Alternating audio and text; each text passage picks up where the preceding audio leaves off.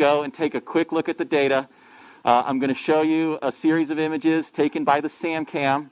This is about twice the frame rate, so we're coming in a little bit faster here. And I'm just going to let that play out. I'm going to let you appreciate it one more time as we go through.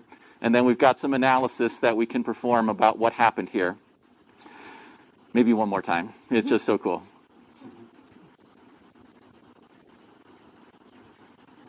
I must have watched it about 100 times last night before I finally got a little bit of shut-eye.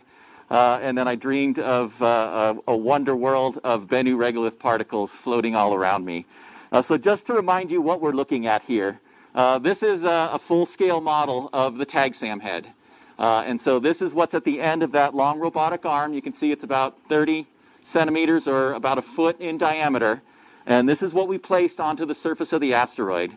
It's at the end of the robotic arm, and the high-purity nitrogen gas feeds in here through a couple tubes, and then it actually comes out through this inner annulus and pushes everything up into the collection chamber.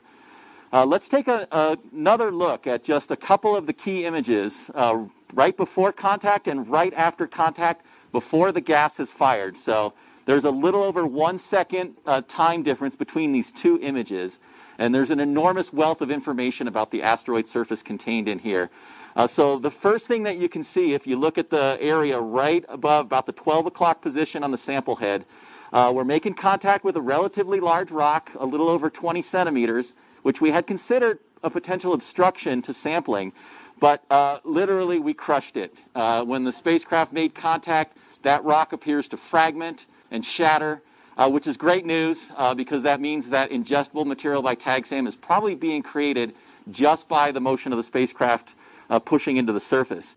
If you look at a couple other areas around, like this one here about 1030, just off to the upper left of the TAGSAM head, you can actually see motion in the regolith. So it looks like we are pushing and exerting a force throughout this soil on the asteroid surface.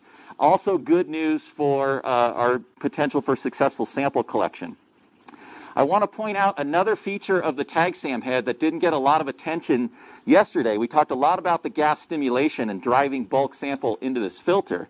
But as you can see in this 3D printed model of TAGSAM, there's a whole series of circular discs. On the flight hardware, what's mounted in here are contact pads, literally made out of stainless steel Velcro. And these are designed to pick up material on the order of a millimeter size and smaller. So the fact that when the TAGSAM head is making contact with the asteroid surface and it's crushing what appears to be a very soft, friable material is good news not only for the bulk sample collection, because in our laboratory tests, when the TAGSAM